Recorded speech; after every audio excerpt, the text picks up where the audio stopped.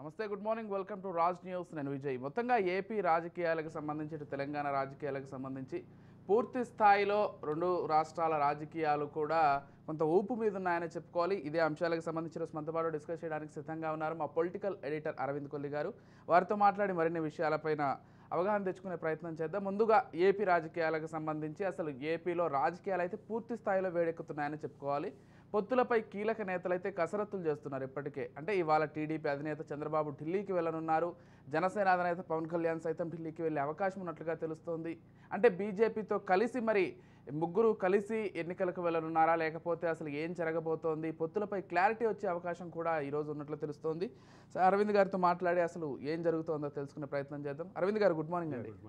అసలు ఎలా చూడాలి అరవింద్ గారు? అంటే పొత్తులకు సంబంధించి ఏపీలో బీజేపీని అటు సైడ్ చేసేసి ఇటు జనసేన టీడీపీ అయితే ముందుకెళ్తున్నాయి, బీజేపీని కూడా కలుపుకు వెళ్ళాలనే ప్రయత్నంలో ఉన్నాయి. బీజేపీలో కూడా అంతర్గతంగా ఒక చర్చ అయితే ఉంది. మనం న్యూట్రల్గా ఉండాలని ఒక వర్గం వాదిస్తోంది, ఒక వర్గం ఏమో తెలుగుదేశంతో వెళ్ళాలని గట్టిగా డిమాండ్ చేస్తోంది. ఆ రకమైనటువంటి అంటే పరిస్థితి బీజేపీ అంతర్గతంగా ఉంది.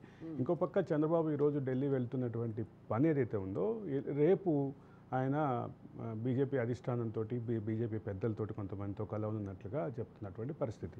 అయితే జగన్ పాలనలో ఏదైతే రాజకీయ వ్యవస్థలు అన్నీ, రాజకీయంతో పాటు వ్యవస్థలన్నీ అంటే పూర్తిగా ప్రభుత్వ ఆధీనంలోకి వెళ్ళిపోయినాయి, వ్యవస్థలన్నీ వాటి స్వతంత్రతను కోల్పోయినాయి అని చెప్పి ప్రధానంగా వాదిస్తోంది.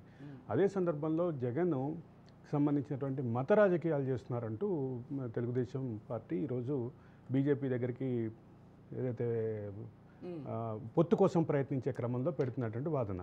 ఇవన్నిటితో పాటు 2014లో మనం సక్సెస్ఫుల్గా ముందుకెళ్ళాం మన మూడు పార్టీలు అని చెప్పి ముందుకెళ్ళి ఒక ఒత్తిడి తీసుకురావడానికి ఒక డైలాగ్ని ఓపెన్ చేయడానికి ప్రయత్నం చేస్తున్నారు. దీంట్లో అసలు ఈ భేటీ వెనక, ఈ చంద్రబాబు ఢిల్లీ టూర్ వెనక పవన్ కళ్యాణ్ ఉన్నారంటూ ఒక వార్త, ఒక ఊహాగానం అయితే విస్తృతంగా ఉంది. ఈ ఊహాగానాన్ని పక్కన పెడితే ఈరోజు చంద్రబాబు వెళ్తున్నారు, పవన్ కూడా ఆయనతోటి వెళ్తారా, ఆయన తర్వాత వెళ్తారా, రేపు వెళ్తారా అనేటువంటి చర్చ అయితే ఉంది. ఒక పక్క ఇట్లా ఉంటే, మరో పక్క ఇప్పటికే పలువురు అభ్యర్థుల్ని ప్రకటించేసినటువంటి వైసీపీ తమ గెలుపుకి సంబంధించినటువంటి ధీమాని వ్యక్తం చేస్తుంది. ఈ రెండింటి మధ్యలో ఉన్నటువంటి ఆంధ్రప్రదేశ్ ఓటర్ మనసులో ఏముంది? మరోపక్క కాంగ్రెస్ నుంచి కాంగ్రెస్ పీసీసీ అధ్యక్షురాలుగా షర్మిల బాధ్యత తీసుకున్న తర్వాత కాంగ్రెస్ యాక్టివేట్ అయినటువంటి పరిస్థితి. కొంతమంది బలమైన నాయకులు, ముఖ్యంగా వైసీపీలో బలమైన నాయకులు అటువైపు చూస్తారంటూ ప్రచారాలు జరుగుతున్నాయి. ఆల్రెడీ సిట్టింగ్ ఎమ్మెల్యే ఒకరు చేరారు, ఆళ్ళ రామకృష్ణారెడ్డి. వీటన్నిటి డైరెక్షన్ ఎటు వెళ్తుంది అనేది ఆసక్తికరంగా అయితే ఉంది. ఆంధ్రప్రదేశ్ రాజకీయాల్లో పొత్తుల కేంద్రంగా ఒక రాజకీయ విచిత్రమైనటువంటి పరిస్థితి అయితే ఉంది. దీనికి ఒక ఎండ్ ఎప్పుడు వస్తుందంటే చంద్రబాబు టూర్ తర్వాత వచ్చేటటువంటి అవకాశం ఉంది. ఎటు క్లారిఫికేషన్స్ అన్ని కూడా తెలియాల్సి ఉంది. అంటే బీజేపీ అసలు బీజేపీ మధ్యలో ఏం ఆలోచన ఉంది అంటే ఒకవేళ ముఖ్యంగా జగన్ యొక్క మతం కేంద్రంగా బీజేపీ దగ్గర అవ్వాలని చంద్రబాబు ప్రయత్నం చేస్తున్నారు. జగన్ పూర్తిగా క్రిస్టియానిటీ పెరుగుడికి, అంటే మత మార్పిడిన పెంపుదలకి ప్రోత్సహిస్తున్నారు అనేటటువంటి డైరెక్షన్లో ఒక ఫిర్యాదులాగా చంద్రబాబు చేసే అవకాశం ఉంది అంటూ చర్చ అయితే సాగుతుంది. మొత్తం రాజకీయ చర్చల్లో 2014ని రిపీట్ చేద్దామన్న ప్రతిపాదన, దానికి ఉన్నటువంటి సబ్స్టాన్షియల్ కారణాలు, వీటన్నిటిని ముందుకు తీసుకుని ఈరోజు చంద్రబాబు ఢిల్లీ యాత్రకైతే వెళ్తున్నారు. రేపు పూర్తి స్థాయిలో క్లారిటీ వచ్చేటటువంటి అవకాశం. 175 అవుట్ ఆఫ్ 175 ఖచ్చితంగా మేము తెచ్చుకుంటామని వైసీపీ ఏమో చెప్తోంది. ఒకవైపు అసలు జగన్ గెలవడమే కష్టము, కనీస సీట్లు రావడం కూడా కష్టమని ఇటు చంద్రబాబు కావచ్చు, పవన్ కళ్యాణ్ కావచ్చు చెప్తున్నారు. అంటే పొత్తులో భాగంగా మళ్ళీ బీజేపీ వీళ్ళందరూ కలిస్తే ఈ ధైర్యం మరింత ఎక్కువ. అంటే ఈ మధ్య చంద్రబాబు ఒక నేషనల్ ఛానల్కి ఇచ్చిన ఇంటర్వ్యూలో చాలా స్పష్టంగా చెప్పారు, ఇది నా చివరి ఎన్నికలు, ఈ ఎన్నికల్లో కనుక నేను ఓడిపోతే పూర్తి స్థాయి రాజకీయ సన్యాసం తీసుకునేటటువంటి అవకాశాలు ఖచ్చితంగా ఉన్నాయి. ఆయన గతంలో కూడా చెప్పారు. ఈ మధ్య కాలంలో ఒక జాతీయ ఛానల్కి ఇచ్చినటువంటి లైవ్ ఇంటర్వ్యూలో చాలా క్లియర్గా చెప్పారు, ఇది నా వరకు నాకు చివరి ఎన్నికలుగానే భావించాలి అని. అంటే తెలుగుదేశం పార్టీ ఈసారి గెలవటమా ఓడిపోవటమా పక్కన పెడితే తెలుగుదేశం పార్టీ యొక్క సర్వశక్తులు ఒడ్డి ప్రయత్నం అయితే చేస్తోంది. గెలుస్తుందా లేదా అనే విషయం ఓటర్ మధ్యలో ఎట్లా ఉంది, ఓటర్ చివరికి ఏ రకమైనటువంటి డైరెక్షన్ తీసుకుంటారు అనేది ఇవన్నీ చర్చనీయాంశమైనటువంటి అంశాలు. విజయ్, ఈవెన్ చంద్రబాబు కూడా వయసు రీత్యా చివరి ఎన్నికలనే చెప్పుకోవాలి. ఎందుకంటే ఈ ఎన్నికల తర్వాత చంద్రబాబు మళ్ళీ ముఖ్యమంత్రిగా పోటీ చేస్తారా లేదా అనేది డౌట్. అయితే జగన్ కంటారా? చంద్రబాబు వయసు రీత్యా అంటే మరి 80 సంవత్సరాల పైగా ఉన్నటువంటి వయసులో మన ఎవరు అద్వానీ, మన భారతరత్న వచ్చిన అద్వానీ ప్రధానమంత్రి అభ్యర్థిగా ఉన్నారు. అప్పటికి ఆయనకి 80 సంవత్సరాల వయసు దాటింది. అంటే వయసు రీత్యా అనేటటువంటి దానికి భారతదేశంలో అసలు ఎక్కడా ఇంతవరకు వయసు రీత్యా రాజకీయాల నుంచి విరమించినటువంటి పరిస్థితి ప్రధాన రాజకీయ స్రవంతిలో ఉన్న ప్రధాన నాయకులు ఎవరు ఆ రకమైనటువంటి నిర్ణయాలు అయితే తీసుకోలేదు.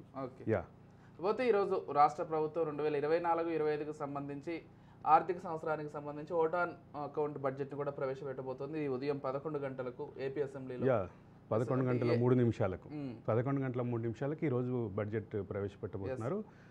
అయితే బుగ్గన రాజేంద్రనాథ్ రెడ్డికి ఇది వరుసగా 5వ బడ్జెట్. అయితే ఒక విషయం ఆలోచించాల్సింది ఏంటంటే గతంలో ఇచ్చినటువంటి పథకాలకి కొనసాగింపులుగానే ఉంటాయి తప్ప ఎలక్షన్ ఇయర్ కాబట్టి ప్రత్యేకమైనటువంటి పథకాలు వచ్చేటటువంటి వాతావరణం ఏం కనిపించట్లేదు. చూడాలి, చూస్తే కానీ మనకి ఫుల్ ఫ్లెడ్జ్డ్ క్లారిటీ వచ్చేటటువంటి అవకాశం. అంటే కొన్ని వార్తలు అయితే వినిపిస్తున్నాయి. తెలంగాణలో ఉచిత బస్సు ప్రయాణానికి సంబంధించి అటు ఏపీలో కూడా టీడీపీ అలాంటి హామీ ఇచ్చింది కాబట్టి దాన్ని ముందే వీళ్ళు హైజాక్ చేసి చేస్తారు అనేటటువంటి వార్తలు అయితే ఉన్నాయి. దాన్ని బడ్జెట్లో ప్రవేశపెట్టి బడ్జెట్ ప్రసంగంలో దాన్ని ఇంక్లూడ్ చేస్తారా లేదా అనేటటువంటి అంశం అయితే ఒకసారి పూర్తి స్థాయి క్లారిటీ వచ్చేటటువంటి ఇది ఉంది. అయితే ఒకటి మాత్రం, ఏపీ బడ్జెట్ పరిస్థితి ఏంటి వాస్తవాలు మాట్లాడుకుంటే? ఆంధ్రప్రదేశ్ బడ్జెట్ పరిస్థితి అంటే ఆంధ్రప్రదేశ్లో ఓడి మీద నడవటం అనేది, ఓడి అంటే ముందస్తు అప్పు, అంటే లోన్గా కాకుండా చేయబదులు, రిజర్వ్ బ్యాంక్ నుంచి చేయబదులుగా తీసుకునేటటువంటి పరిస్థితి అయితే ఆ స్థితిని దాటిపోయి రెగ్యులర్గా బాండ్స్ మీద ఆధారపడి ప్రభుత్వాన్ని నడుపుతున్నటువంటి పరిస్థితి. అంటే 2 కీలకమైన అంశాలు ఉంటాయి. రెగ్యులర్ బడ్జెట్ కేటాయింపుల్లో రాష్ట్రానికి రావాల్సినటువంటి వాటాలు కేంద్రం ఇస్తుంది. వాటిని కాకుండా కేంద్రం నుంచి ఓవర్ డ్రాఫ్ట్ తీసుకున్నటువంటి పరిస్థితి ఉంది. ఆ ఓవర్ డ్రాఫ్ట్ తీసుకోవటాన్నే ఆర్థిక క్రమశిక్షణ లేని పరిస్థితిగా చూస్తారు. కానీ గత 10 ఏళ్ల కాలంలో అనేక సార్లు ఓవర్ డ్రాఫ్ట్ మీద నడిచినటువంటి పరిస్థితి ఉంది రాష్ట్ర ఆర్థిక పరిస్థితి, ఆంధ్రప్రదేశ్ రాష్ట్ర ఆర్థిక పరిస్థితి. మరోవైపు అంటే తెలంగాణ ప్రభుత్వం ఏమో 8 సంవత్సరాలు మేము సక్సెస్ఫుల్గా నడిపామని చెప్పినప్పటికీ చివరిలో తెలంగాణ కూడా రెగ్యులర్ ఓడీకి వెళ్ళినటువంటి పరిస్థితి. జీతాలు లేట్ అయినాయి. ఇక ఈ 2 రాష్ట్రాల ఆర్థిక పరిస్థితుల విషయాల్లో మాత్రం జీతాల చెల్లింపు దగ్గర నుంచి ప్రతిదానికి ఓవర్ డ్రాఫ్ట్, అదే సందర్భంలో బాండ్స్, రెగ్యులర్గా బాండ్స్ రిలీజ్ చేసుకోవటం, ఆ బాండ్స్ని మార్కెట్లో అమ్ముకోవటం. ఆంధ్రప్రదేశ్ ప్రభుత్వం ఒకసారి భారీ ఎత్తున బాండ్స్ రిలీజ్ చేస్తే కొన్ని గంటల్లోనే అయిపోయిన పరిస్థితి అమరావతి బాండ్స్ స్టాక్ ఎక్స్చేంజ్లో. అది చంద్రబాబు టైంలో జరిగింది. ఈ మధ్యకాలంలో బాగా క్రిసిల్ రేటింగ్ తగ్గిపోవటం, ఆంధ్రప్రదేశ్ క్రిసిల్ రేటింగ్ తగ్గిపోవటం, ఆ క్రిసిల్ రేటింగ్ తగ్గిన కారణంగా కొంత ఈ ఇబ్బంది అయితే ఉంది. కానీ దాన్ని పారామీటర్గా చూసి ఆర్థిక వ్యవస్థని మనం పరిగణలోకి తీసుకెళ్ళాం. కాకపోతే పథకాలు మాత్రం చాలా విస్తృతంగా వెళ్ళిపోతున్నాయి కాబట్టి అవి ఓటు బ్యాంకుగా మారే పథకాలు కాబట్టి వాటిని ఎట్లా చూస్తాయి, వాటి అప్లికేషన్ ఎట్లా ఉంటుంది, వాటి రిజల్ట్ ఎట్లా ఉంటుంది అని చూడాలి. కానీ ఓవరాల్గా మాత్రం ఓవర్ డ్రాఫ్ట్ ఒకవైపు, రెండో వైపు బాండ్స్, రెగ్యులర్గా బాండ్స్ రిలీజ్ చేయటం, ఈ రెండింటి మధ్యనే ఆర్థికంగా చాలా ఇబ్బందుల్లోనే ఈ రెండింటితోటే పూర్తిగా ఆర్థిక వ్యవస్థ తిరుగుతున్నటువంటి పరిస్థితి ఉంది. అయితే తెలంగాణ విషయానికి వస్తే మాజీ ముఖ్యమంత్రి కేసీఆర్ గారు, బీఆర్ఎస్ అధినేత, చాలా రోజుల తర్వాత ఆయన మళ్ళీ పార్టీ కార్యాలయానికి వచ్చి లేకపోతే మీడియాతో వాళ్ళ పార్టీ నేతలతోటి మాట్లాడినటువంటి విషయాన్ని గమనిస్తున్నాం. అనేక వ్యాఖ్యలు చేశారు. బీఆర్ఎస్ని అంత తక్కువ అంచనా వేయొద్దు, మళ్ళీ ఎప్పుడు ఎలక్షన్స్ వచ్చినా కానీ ఖచ్చితంగా బీఆర్ఎస్ఏ గెలుస్తుంది, హేమాహేమలను ఎదుర్కొన్నాం. కేసీఆర్ వ్యాఖ్యల గురించి తెలిసిందేగా. అసలు మొత్తానికి కేసీఆర్ గారు అయితే చాలా రోజుల తర్వాత బయటికి రావడం ఒక్కసారిగా రాజకీయంగా ఒక హీట్ పుట్టిందనే చెప్పుకోవాలి. అంటే తెలంగాణ రాజకీయాలు కేసీఆర్ బయటికి వస్తే ఏం మాట్లాడతాడు అనే దానికోసం జనరల్గానే ఆసక్తిగా ఎదురు చూసిన పరిస్థితి. కానీ నిన్న ఆయన బయటకు వచ్చినప్పటికీ మీడియాతో మాట్లాడలేదు. ఆయన ఇంటర్నల్గా వాళ్ళ పార్టీ నాయకులతో మాట్లాడినటువంటి విషయాలు మాత్రం కొంత బయటకు వచ్చినాయి. దాన్ని కంక్లూడ్ చేసి చూస్తే ఒకటేంటంటే కృష్ణా జలాల మీద పోరాటం ఒక పక్కన, రెండోది కాంగ్రెస్ పార్టీ పైన పోరాటం ఇంకో పక్కన, కాంగ్రెస్ పార్టీ యొక్క పాలన మీద కొన్ని విమర్శలు, ఇట్లాంటివన్నీ చూస్తే కేసీఆర్ అయితే పార్టీ క్యాడర్కి ఒక భరోసా ఇవ్వడానికి ప్రయత్నం చేశారు. ఆ భరోసా ఇచ్చే క్రమంలో ఆయన బయటకు వచ్చి మాట్లాడే పరిస్థితి అయితే కనిపించట్లేదు. కానీ ఒకటి మాత్రం క్లియర్గా చెప్పాలంటే కేసీఆర్ చుట్టూ రకరకాల ఆరోపణలు చాలా తీవ్రంగా ఉన్నాయి. నిన్న రేవంత్ రెడ్డి చేసినటువంటి ఇంకో వ్యాఖ్యను కూడా మనం తీవ్రంగా చూడాలి. గ్రామాన కేసీఆర్ అవినీతిని ప్రచారం చేయండి అంటూ కాంగ్రెస్ శ్రేణులకు ఆయన పిలిపించాడు. గ్రామానికి వెళ్ళి కాంగ్రెస్ శ్రేణులు కేసీఆర్ యొక్క అవినీతిని ప్రచారం చేయండి, కాళేశ్వరం యొక్క వైఫల్యాన్ని ప్రచారం చేయండి, మేడిగడ్డ కుంగుబాటుని ప్రచారం చేయండి అంటూ పిలిపించాడు. ఇటువైపు ఇంకోటి ఏమన్నా సవాల్ చేశారంటే మేడిగడ్డ వెళ్ళి మేడిగడ్డలో కుంగుబాటుకి మేడిగడ్డ వైఫల్యానికి తనకు తాను బాధ్యుడిగా ఒప్పుకోవాలి కేసీఆర్ అంటూ ఒక ప్రకటన చేశారు. ఒక రకమైన ఒక రాజకీయ ప్రకటన, ఒక సవాల్, అదొక సవాల్గా భావించాలి. దీని పర్యవసానం మాత్రం ఎట్టుంటుందో అనేది చూడాల్సిన పరిస్థితి. కానీ అక్కడికే వస్తున్నా. ఒకటి, కృష్ణానదీ జలాల పరివాహక ప్రాంత జిల్లాల నాయకులతోటి నిన్న సమావేశం. కృష్ణా జలాలు తెలంగాణలో ప్రధానమైనటువంటి పాత్ర పోషిస్తాయి అనేది మాట వాస్తవం. అదే సందర్భంలో గోదావరి మీద కట్టిన ప్రాజెక్టు, ఆ ప్రాజెక్టు యొక్క మీద జరుగుతున్న వివాదాల గురించి కేసీఆర్ కానీ, కేసీఆర్ ఫ్యామిలీ కానీ, కేసీఆర్ పార్టీ కానీ ఎక్కడ మాట్లాడట్లేదు. This is point to be considered. ఇప్పుడు కృష్ణా గోదావరి రెండు జీవనదులే. ఒక పక్కన గోదావరి ఉంది తెలంగాణకి, ఇంకో పక్కన కృష్ణా ఉంది. కృష్ణానది విషయంలో కృష్ణానది జలాల కేఆర్ఎంబి చుట్టూ తిరుగుతున్నటువంటి వివాదంలో ఇంత గట్టిగా మాట్లాడుతున్న మాజీ ముఖ్యమంత్రి కానీ, మాజీ నీటిపారుదల శాఖ మంత్రి కానీ, మాజీ అండర్ ట్రైనింగ్ చీఫ్ మినిస్టర్గా ఉన్నటువంటి కేటీఆర్ కానీ, TRS working president, BRS working president కానీ ఈ మిగతా పార్టీ వాళ్ళు కూడా ఎక్కడ దీనిపైన మాట్లాడుతున్నటువంటి ఫోర్స్ని గోదావరి జలాల మీద ఎందుకు మాట్లాడట్లేదు? గోదావరి జలాలకి వినియోగంలో మనం అసలు అన్నిటికంటే అన్ని రాష్ట్రాల కంటే ముందున్నామని చెప్పినటువంటి వాళ్ళు ఈరోజు గోదావరి ప్రాజెక్టుల మీద వస్తున్నటువంటి ఆరోపణలు, గోదావరి ప్రాజెక్టుల మీద వస్తున్నటువంటి ఆరోపణలు కూడా పూర్తిగా మీ కుటుంబం చుట్టూ, మీ పార్టీ చుట్టూ, మీ నాయకుల చుట్టే తిరుగుతున్నాయి. వీటి మీద ఎందుకు మాట్లాడట్లేదు అనేది ఇప్పుడు చర్చ మొదలవుతుంది. కాంగ్రెస్ పార్టీ ఈ పాయింట్లు లేవనెత్తుతుంది. ఖచ్చితంగా ఈ అంశం అయితే రాజకీయ చర్చల్లో కీలకమైనటువంటి పాత్ర పోషించేటటువంటి పరిస్థితి ఉంది. కానీ 17 పార్లమెంటు నియోజకవర్గాలు, లోక్సభ నియోజకవర్గాలకి ఎన్నికల్ని ఫేస్ చేయడానికి ప్రధాన ప్రచారాస్త్రంగా ఈ రెండు అంశాలు ఉండేటటువంటి పరిస్థితి అయితే కనిపిస్తోంది. అంటే లోక్సభ ఎన్నికలు కూడా దగ్గర పడుతున్న నేపథ్యంలో బీజేపీ కూడా దానికి సంబంధించి కసరత్తులు ప్రారంభిస్తోంది. అన్ని లోక్సభ నియోజకవర్గాలకు సంబంధించి ఏ విధంగా ముందుకెళ్లాలి, విజయ సంకల్ప యాత్రలు బండి సంజయ్ విజయ సంకల్ప యాత్ర ప్రారంభిస్తున్నారు. ఈ నెల 10వ తారీఖు ఆయన కొండగట్టులో ప్రారంభిస్తున్నారు. కొండగట్టులో ప్రారంభించి ప్రస్తుతం కరీంనగర్ జిల్లాలో పూర్తి స్థాయిలో ఆ పర్యటన ఉంటుంది. కానీ ఆయన ఒక పాపులారిటీ ఉన్నటువంటి లీడర్ కాబట్టి అదే సందర్భంలో ఆయనకు ఉన్నటువంటి పాపులారిటీని బీజేపీ రాష్ట్ర స్థాయిలో వాడుకోవాలనేటటువంటి పరిస్థితి ఉంటుంది. గత ఎన్నికల్లో ఆయన్ని ఆంధ్రప్రదేశ్లో కూడా ప్రచారం చేయించారు. ఆ పరిస్థితి చూసాం మనం. కాబట్టి బీజేపీ ఖచ్చితంగా ఆయన వాడుకునేటటువంటి పరిస్థితి ఉంటుంది. ఆ వాడుకునే పరిస్థితి ఏదైతే ఉందో దానికి ఆయన స్టార్ క్యాంపెయినర్ కాబట్టి వాడుకుంటారు. కానీ ఒకటి మాత్రం క్లియర్గా గమనించాలి, ఇక్కడ బీజేపీ 17 నియోజకవర్గాల్లో గణనీయమైనటువంటి సీట్లు అయితే పొందటానికి తీవ్రంగా ప్రయత్నిస్తుంది. ఎందుకు అంటే బీజేపీ నేషనల్ టార్గెట్ 370, ఇప్పుడు 303 ఉంది, మోడీ 370 అన్నారు, వాళ్ళ పార్టీ అయితే 400 దాకా అంటున్నారు.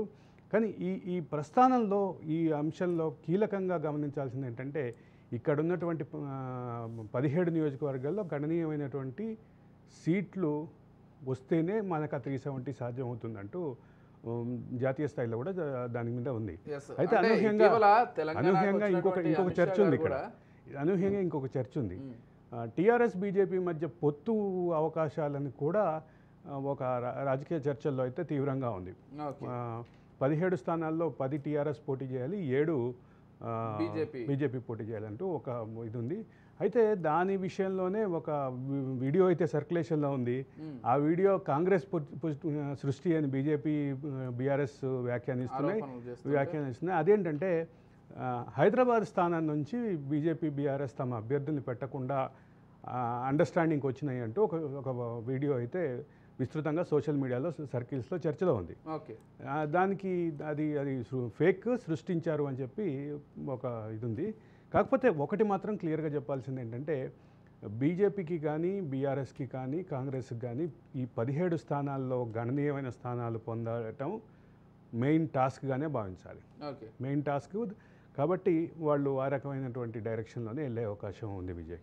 అంటే ఇంకో విషయం ఇక్కడ లోక్సభ ఎన్నికలకు వచ్చేసరికి బీజేపీ ఖచ్చితంగా అంటే ఇక్కడ అసెంబ్లీ ఎన్నికలకు పూర్తి భిన్నంగానే ముందుకు వెళ్తుంది. అదేవిధంగా రిజల్ట్స్ కూడా ఉండే అవకాశం, ఎందుకంటే అటు మోదీ చరిష్మా కావచ్చు, జాతీయ స్థాయి రాజకీయాలు కాబట్టి వేరే రాజకీయం అంటే 2018 అసెంబ్లీ ఎన్నికల్లో కేవలం ఒక్క స్థానంలోనే గెలిచినటువంటి బీజేపీ 2019 లోక్సభ ఎన్నికలకు వచ్చేసరికి హార్డ్లీ ఒక 6 నెలల్లోనే 6 నెలల్లోనే ఒక గణనీయమైనటువంటి ఓటు షేర్ పెంచుకుని సీట్లు 17లో 4 సీట్లు గెలిచింది. ఒక పక్కన ఇట్లా ఉంటే 2023కి వచ్చేసరికి 2018లో ఒకే ఒక్క సీటు గెలిచినటువంటి బీజేపీ 2023కి వచ్చేసరికి దాదాపు 20 స్థానాల్లో సెకండ్ ప్లేస్లో ఉండి 8 స్థానాలు గెలిచింది. తమ ఓట్ షేర్ని ఒక డ్రాస్టిక్గా పెంచుకుంది.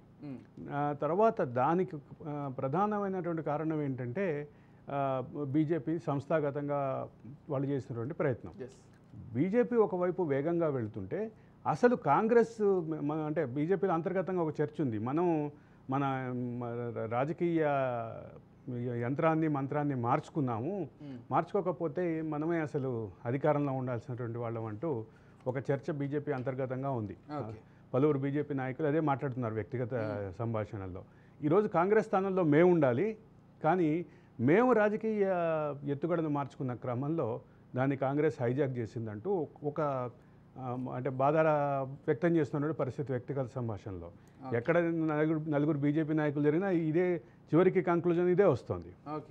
దీన్ని ఎట్లా అడ్రస్ చేస్తారనేది చూడాలి. అయితే తెలంగాణ రాజకీయాలు ఖచ్చితంగా ఒకవైపున కేసీఆర్ ఫ్యామిలీకి చుట్టూ అన్ని రకాలుగా ఉచ్చు బిగించడానికి కాంగ్రెస్ ప్రయత్నిస్తుంటే ధీమాగా ఉండి మన కార్యకర్తలకి ధీమా ఇచ్చి ఆ ధీమాని ఇవ్వాల్సినటువంటి అవసరం ఉన్నటువంటి బీఆర్ఎస్ ఏ మేరకు సక్సెస్ అవుతుంది అనేది చూడాలి. ఒక పక్కన ఇట్లా ఉంటే బీజేపీ మాత్రం ఖచ్చితంగా తమ వేగాన్ని తమ గమనాన్ని చాలా వాళ్ళకున్నటువంటి స్పీడ్ని మళ్ళీ రీగెయిన్ చేసుకోవడానికి ఒక ప్రయత్నం అయితే చేస్తుంది. ఇదే లోక్సభ ఎన్నికలకు సంబంధించి కాంగ్రెస్ కూడా కొంత బలంగానే ముందుకు వెళ్తుంది. ఎందుకంటే రాష్ట్రంలో అధికారంలో ఉన్నాం కాబట్టి ఖచ్చితంగా దాదాపు ఎక్కువ సీట్లు సంపాదించేటువంటి ఒక క్రమంలో అంటే ఒక విషయం చెప్పాలి, ఇక్కడ ఖమ్మంలో గ్యారంటీగా గెలుస్తామని వాళ్ళకి ధీమా ఉంది. అక్కడ సోనియా గాంధీని పోటీ చేయమంటున్నారు. సోనియా గాంధీ తెలంగాణకు వస్తే ఇంకా మరింత ఊపు వస్తుంది అని కాంగ్రెస్ భావిస్తోంది. కాంగ్రెస్ భావించే క్రమంలో అంటే ఒక థ్యాంక్స్ గివింగ్ లాగా చూస్తుంది కాంగ్రెస్. కాబట్టి ఆ థ్యాంక్స్ గివింగ్ ఏదైతే ఉందో ఆ ప్రాసెస్లో నిజంగానే సోనియా గాంధీ వస్తే మాత్రం ఆ పరిసర ప్రాంతాల్లో ఉన్నటువంటి నియోజకవర్గాలు, ఆ పరిసర ప్రాంతాల నియోజకవర్గాల్లో ఈరోజు కాంగ్రెస్ అయితే బలంగానే ఉంది. ఖమ్మం చుట్టూ ఉన్నటువంటి మహబూబాబాద్ కానీ, వరంగల్ కానీ, నల్గొండ కానీ, ఈ అన్ని నియోజకవర్గాల్లో కాంగ్రెస్ బలంగానే ఉంది. ఇంకొక విషయం ఏంటంటే మహబూబాబాద్ నియోజకవర్గంలో మొత్తం 17 నియోజకవర్గాలకి అభ్యర్థుల్ని దరఖాస్తు చేసుకోమంటే, ఆసక్తి కలిగినటువంటి అభ్యర్థుల్ని దరఖాస్తు చేసుకోమంటే మహబూబాబాద్ నియోజకవర్గానికి 48 మంది, అది ఎస్టీ రిజర్వ్డ్ నియోజకవర్గం. ఎస్టీ రిజర్వ్డ్ నియోజకవర్గానికి 48 మంది అభ్యర్థులు మాకు ఆసక్తి ఉందంటూ దరఖాస్తులు పెట్టుకున్నటువంటి పరిస్థితి ఉంది. అంటే అక్కడ ఖచ్చితంగా పార్టీకి మెరుగైనటువంటి అవకాశాలు ఉన్నాయంటూ ఒక చర్చ అయితే ఉంది. ఆ రకమైనటువంటి అంటే ప్రతిపక్షాలు అంటే కాంగ్రెస్ కాకుండా నాన్ కాంగ్రెస్ పక్షాలు అక్కడ వీక్గా ఉన్నాయి అనేది ఒక కంక్లూజన్గా అనిపిస్తోంది. 48 మంది అభ్యర్థులు పోటీ పడ్డారు. గతంలో అదే నియోజకవర్గంలోని ఇల్లందు శాసనసభ నియోజకవర్గానికి కూడా అత్యధిక సంఖ్యలో దరఖాస్తులు దాఖలు చేసినటువంటి పరిస్థితి ఉంది. చివరికి లాస్ట్ మినిట్లో అభ్యర్థిని ప్రకటించిన నియోజకవర్గాల్లో ఇల్లందు ఒకటి. సరే ఈసారి కూడా మహబూబాబాద్ మరి ఏం చేస్తారో చూడాలి. మహబూబాబాద్ నియోజకవర్గాన్ని చివరికి అభ్యర్థిని ప్రకటిస్తారో చూడాలి. ముఖ్యమంత్రికి అత్యంత సన్నిహితులుగా ఉండేటటువంటి ఇద్దరు నాయకులు బాగా గిరిజన నాయకులు ఆ నియోజకవర్గం మీద ఆశ పెట్టుకున్నారు. ఆ నియోజకవర్గాన్ని అభ్యర్థిత్వాన్ని వాళ్ళు ఆశిస్తున్నటువంటి పరిస్థితి ఉంది. ఇది అంతా కలిపి మరి చివరికి ఏమవుతుందో చూడాలి. ముఖ్యమంత్రికి బాగా సన్నిహితులైనటువంటి ఒక ఇద్దరు నాయకులు గట్టి పోటీలో ఉన్నారు. ఇద్దరిలో ఎవరికి వస్తుందో చూడాలి. వాళ్ళలో ఒకరు మాజీ మంత్రి కూడా, మాజీ కేంద్ర మంత్రి కూడా ఆయన పోటీ చేస్తున్నటువంటి, ఆయన అభ్యర్థిత్వాన్ని ఆశిస్తున్నటువంటి పరిస్థితి అయితే కనిపిస్తోంది విజయ్. ఎస్. పోతే కాంగ్రెస్ గత బీఆర్ఎస్ పాలనకు సంబంధించి ఇంకోటి గమనించాలి. భారత రాష్ట్ర సమితి సిట్టింగ్ ఎంపీ ఒకరు వెంకటేష్ కాంగ్రెస్లోకి కాంగ్రెస్ గూటికి చేరారంటే కాంగ్రెస్ గూటికి తిరిగి వచ్చారు. ఆయన 2018లో కాంగ్రెస్ నుంచే అభ్యర్థిగా పోటీ చేశారు శాసనసభ ఎన్నికల్లో. ఆ తర్వాత ఆయన లోక్సభకి పోటీ చేసి గెలిచినటువంటి పరిస్థితి ఉంది. ఇట్లాంటి వాళ్ళు అంటే కాంగ్రెస్ గేట్లు తెరిచిందా అనే రాజకీయ చర్చకైతే అవకాశం ఇచ్చేటటువంటి ఒక చిన్న స్టెప్ ఇది. ఎందుకంటే ఇప్పటికే తాటికొండ రాజయ్య కాంగ్రెస్లో చేరబోతున్నట్టుగా ప్రకటించారు. రెండో పక్క వెంకటేష్ చేరారు. ఇంకొంతమంది అంటే నిన్న మల్లారెడ్డి, మాజీ మంత్రి మల్లారెడ్డి ఒక మాట చెప్పారు, నాకు అన్ని పార్టీల నుంచి ఆహ్వానం ఉంది అని చెప్పి. అన్ని పార్టీలు అంటే ఇప్పుడు ప్రధానంగా కనిపిస్తుంది రెండే పార్టీలు, నాన్ బీఆర్ఎస్ పార్టీలు అంటే ఇద్దరు కాంగ్రెస్ ఆర్ బీజేపీ. కాంగ్రెస్లోకి ఆయనకి ఆహ్వానం ఉందా, బీజేపీలోకి ఆహ్వానం ఉందా, అసలు ఎటు వెళ్తారు, ఇవన్నీ కూడా ఒకసారి డిస్కషన్ పాయింట్లుగా అయితే ఉన్నాయి విజయ్. ఎస్. అంటే రేవంత్ వ్యాఖ్యలు లేకపోతే గత బీఆర్ఎస్ పాలన పైన ఇందాక మీరు అన్నట్లుగా ఇంటింటికి లేకపోతే గ్రామానికి తిరిగి ఆ ప్రచారం చేయండి, గత ప్రభుత్వ వైఫల్యాలకు సంబంధించి ఎక్కువగా మాట్లాడారు. అంటే కాళేశ్వరం ప్రాజెక్టు విషయానికి సంబంధించి భగీరథ మిషన్, ఇదొక పొలిటికల్ డెవలప్మెంట్ గానే చూడాలి. మిషన్ భగీరథ మీద కూడా ఒక విజిలెన్స్ విచారణ ప్రారంభమయ్యేటటువంటి పరిస్థితి కనిపిస్తుంది. నాకు గుర్తున్నంత వరకు భగీరథ మీద భగీరథ యొక్క అంటే తెలంగాణ రాష్ట్రానికి భగీరథ లాంటి ఇంటిగ్రేటెడ్ వాటర్ సప్లై స్కీమ్ అవసరం లేదు అంటూ మొదట ఆర్టికల్ రాసిన వాడిని నేనే. అంటే గుజరాత్ రాష్ట్రంలో అదొక సక్సెస్ఫుల్ ఫార్ములా. ఆ సక్సెస్ఫుల్ ఫార్ములాని తెలంగాణ రాష్ట్రానికి అప్లై చేయడానికి ఉన్నటువంటి విషయాలు మాట్లాడుతూ ఆర్టికల్ రాశాను. దాంట్లో నేను ప్రస్తావించిన అంశం కూడా ఏంటంటే గుజరాత్కి దాదాపు 70% గుజరాత్కి అసలు రివర్స్ లేవు, నదులు లేవు. అందుకని నేను రెండు రివర్ డెన్సిటీ మ్యాప్లు కంపేర్ చేస్తూ రాశాను. అది ఒకసారి ఆలోచిస్తే ఏంటంటే ఆ రివర్ డెన్సిటీ అసలు అంటే రివర్స్ అనేది నదులు అలికిడే నదుల యొక్క అవశేషాలు కూడా లేనటువంటి సౌరాష్ట్ర, కచ్ ఈ రెండు ప్రాంతాలు లిటరల్ ఎడారి ప్రాంతాలు ఇవి. అక్కడ నీటిని ఇవ్వటం కోసం సర్దార్ సరోవర్ ప్రాజెక్టు నుంచి నీటిని డ్రా చేసి దాన్ని ఒక ఇంటిగ్రేటెడ్ సిస్టంలో సప్లై చేసి దాన్ని గుజరాత్లో ఇవ్వటం ఆ రోజు మోడీ తీసుకున్నటువంటి ఒక సంచలనాత్మకమైన నిర్ణయం. ఈ గుజరాత్లో నేను చెప్పిన ప్రాంతాలు సౌరాష్ట్ర, కచ్కి వాటర్ కోసం ట్రైన్లు నడిపిన రోజులు ఉన్నాయి. వాటర్ కోసం ట్రైన్లు నడిపిన రోజులు ఉన్నాయి. భారతదేశంలో మొట్టమొదట వాటర్ కోసం రోజువారీ ట్రైన్లు నడిపిన ఒకే ఒక్క ప్రాంతం, మొట్టమొదటి ప్రాంతం, ఒకే ఒక్క ప్రాంతం సౌరాష్ట్ర, కచ్. రోజువారీ ట్రైన్లు నడిచాయి. అటువంటి పరిస్థితి నుంచి మనము ఆయిల్ని సప్లై చేయడానికి ట్రైన్లు వాడతాము, మిగతా గూడ్స్ని సప్లై చేయడానికి ట్రైన్లు వాడతాము. కానీ ఆయిల్ ట్యాంకర్ల లాగా వాటర్ ట్యాంకర్లతోటి ట్రైన్లు నడిపినటువంటి ఒకే ఒక ప్రాంతం గుజరాత్, కచ్. ఒక దశలో గుజరాత్, కచ్లో విపరీతమైనటువంటి కరువు వస్తే సముద్రంలో పుట్టిల మీద విదేశాలకు వెళ్ళిపోయినటువంటి కొన్ని కుటుంబాలు కూడా నాకు తెలుసు వ్యక్తిగతంగా. నేను వాళ్ళని ఇంటర్వ్యూ చేసి కూడా రాసా. అంటే ఇది ఒక ప్రధానమైనటువంటి సమస్య. అక్కడ వాటరే సమస్య, డ్రింకింగ్ వాటరే సమస్య. అటువంటి ప్రాంతంలో integrated water supply scheme, integrated drinking water supply scheme apply చేయడం మూలంగా ఒక సర్దార్ సరోవర్ ప్రాజెక్ట్ నుంచి డ్రా చేసి దాన్ని ఒక సెంట్రలైజ్డ్ పూల్ ఏర్పాటు చేసి అక్కడి నుంచి డిస్ట్రిబ్యూట్ చేయడం అనేది ఒక అద్భుతమైన ప్రక్రియ. అది మోడీని రాజకీయంగా విమర్శలు చేసే వాళ్ళు కూడా అభినందించే ప్రాజెక్ట్. ఈ ప్రక్రియ ఏదైతే ఉందో ఆ ప్రక్రియను తెలంగాణకు తీసుకురావడం మూలంగా 90%, 95% Telangana is having rivers. Yes, ఎక్కడికక్కడ చిన్న చిన్న రివర్స్ ఉన్నాయి, అవును. చిన్న చిన్న. కాకపోతే గోదావరి ఒక లో లయింగ్ రివర్ కాబట్టి దానికి లిఫ్ట్ ఇరిగేషన్ పరిష్కారం.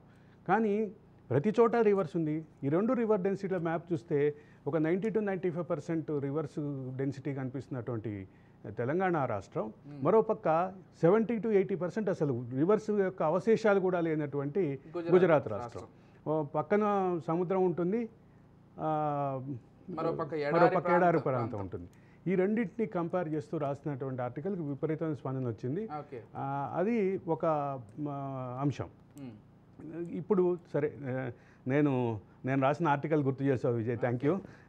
అయితే ఒకటి, ఈ భగీరథ మీద విజిలెన్స్ విచారణ ప్రారంభమైతే మాత్రం కేసీఆర్ చుట్టూ మరొక ఉచ్చు బిగుస్తున్నట్టుగానే భావించారు. ఎందుకంటే అన్నీ అక్కడే ఆగుతున్నాయి. కేసీఆర్, హరీష్ రావు, కేసీఆర్, కేటీఆర్. ఇప్పుడు జీహెచ్ఎంసీ, హెచ్ఎండిఏ కేటీఆర్ దగ్గర ఎట్లా ఆగుతుందో ఇది మరో పక్కన అంటే పంచాయతీరాజ్ మినిస్టర్గా ఆయన ఉన్నారు కాబట్టి ఆయన దగ్గరే ఆగేటటువంటి పరిస్థితి కనిపిస్తుంది. సో మొత్తంగా ఈ భగీరథకి సంబంధించి కూడా విచారణ జరిగితే, ఇందులో కూడా అనేకమైనటువంటి అక్రమాలు జరిగాయి, పైప్ లైన్స్కి సంబంధించి, లేకపోతే ఇతర వాటికి సంబంధించి, అదే పార్టీకి సంబంధించి కీలకంగా చెప్పుకునేటువంటి లీడర్స్ ఇందులో బాగా లాభం పొందారనేటువంటి విమర్శలు గతంలో కాంగ్రెస్ ఖచ్చితంగా విమర్శలు ఉన్నాయి. దానికి సంబంధించినటువంటి విమర్శల విషయంలో తాము కట్టుబడే ఉంటామంటూ Revanth Reddy on the floor of the house కూడా చెప్పారు. ఇక ఇప్పుడు ఇవన్నీ ఇట్లా ఉంటే తెలంగాణ అసెంబ్లీ ప్రారంభమైతే తెలంగాణ అసెంబ్లీలో ఈసారి కేసీఆర్ కూడా వస్తారని అంటున్నారు కాబట్టి కేసీఆర్ రావటం, తెలంగాణ అసెంబ్లీలో తెరాస శాసనసభా పక్ష నాయకుడిగా కేసీఆర్, అటువైపు సభానాయకుడిగా ఉన్న రేవంత్ రెడ్డి మధ్య మాటల యుద్ధం ఎట్లా జరుగుతుందో మనం ప్రత్యక్షంగా చూడాల్సింది. అయితే ఒకటి మాత్రం ఏంటంటే ఇక్కడ ఒక విషయం చెప్పాలి. తెలంగాణ శాసనసభ రెండో సమావేశాలు, అంటే ఈ టర్మ్లో రెండో సమావేశాలు. మొదటి సమావేశాల్లో బీజేపీకి పక్ష నాయకుడు ఎవరు లేరు. ఈసారి కూడా బీజేపీ తమ పక్ష నాయకుడు ఎవరో డిసైడ్ చేసుకోలేకపోతుంది. ఎందుకంటే ఒక పక్క జైంట్ కిల్లర్ అయినటువంటి రమణారెడ్డి ఉన్నారు, మరోపక్క వరుసగా మూడోసారి అనుకుంటా నాకు గుర్తున్నంత అయినటువంటి ఎమ్మెల్యే గోషామహల్ ఎమ్మెల్యే ఉన్నారు. ఇంకో పక్క గతంలో కాంగ్రెస్ ఎమ్మెల్యేగా ఉండి ఇప్పుడు కాంగ్రెస్లో జాతీయ స్థాయిలో పదవి వహించి ఇప్పుడు ఎమ్మెల్యేగా బీజేపీ ఎమ్మెల్యే గెలిచిన మహేశ్వర్ రెడ్డి ఉన్నారు. ఈ ముగ్గురులో ఎవరికి ఇస్తారో చూడాలి. అదే సందర్భంలో వాళ్ళకు కూడా కొన్ని ఇష్యూస్ ఉన్నాయి. ఇది ఏ రకమైనటువంటి డైరెక్షన్ తీసుకుంటుందో చూడాలి. అయితే థ్యాంక్ యూ అరవింద్ గారు, థ్యాంక్ యూ సో మచ్ అండి. అంశాలకు సంబంధించి ప్రస్తావించి అనేక అంశాలకు సంబంధించి క్లారిఫికేషన్ ఇచ్చే ప్రయత్నం అయితే చేసినందుకు. చూస్తున్నాం కదా, మొత్తంగా రెండు రాష్ట్రాలకు సంబంధించి రాజకీయాలు అయితే పూర్తి స్థాయి రసవత్తరంగా మారాయి. తెలంగాణలో కూడా కేసీఆర్ ఎంట్రీ తోటి అసలు ఏం జరగబోతోందని రాష్ట్ర ప్రజలు కూడా ఆసక్తిగా గమనిస్తున్నారు. అసెంబ్లీ సమావేశాల్లో కావచ్చు, లేకపోతే బయట కావచ్చు, కేసీఆర్ ఏం మాట్లాడబోతున్నారో, అసలు కాంగ్రెస్ చేసే విమర్శలకు ఎటువంటి ప్రతి విమర్శలు కౌంటర్స్ ఇవ్వబోతున్నారనేది వేచి చూడాల్సిందే. ఇది వాళ్ళ special debate. Keep watching Raj news.